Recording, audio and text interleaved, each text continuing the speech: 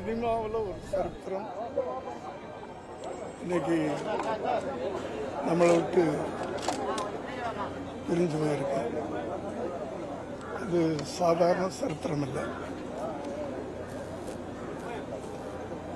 எத்தனையோ ஆண்டுகளுக்கு பிறகு ஒரு நண்பர்களாக ஆரம்பித்த பயணம் ஒவ்வொரு நண்பனாக நான் இழந்துட்டு வரேன். அதையெல்லாம் நினைக்கும் போது ரொம்ப கஷ்டமாக இருக்குது. அவருடைய படைப்புகள் அப்படின்னு சொல்லும்போது அதை யாருமே திரைப்படங்களா சினிமாவாக நான் பார்க்கறதில்ல. ஒவ்வொரு படைப்புகளும்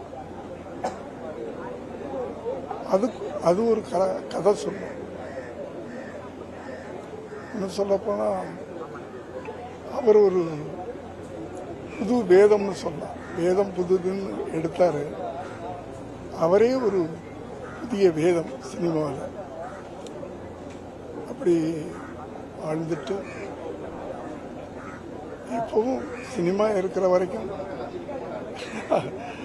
அந்த சினிமா ஆரம்பித்து ஒவ்வொரு படங்களும் ஆரம்பிக்கும் போது அந்த கைகள் மேலே அந்த வாய்ஸ் வரும் பாருங்க, தமிழ் மக்கள். அந்த மறக்க முடியாது யாராலையும். அதுலேயும் வேதம் புதிதெல்லாம் உண்மையிலேயே ஒரு புது வேதம்.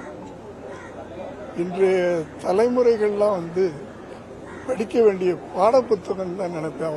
அவருடைய சில படங்கள், அவருடைய இழப்பு அவருடைய இழப்பு எப்படி சினிமாவில் ஈடுகட்டுறதுன்னு சொல்ல முடியாது. கஷ்டமா இருக்கு, நினைக்கும் போது கஷ்டமா இருக்கு. அவர் ஆத்மா சாந்தி அடையும். குடும்பத்துக்கு என்னுடைய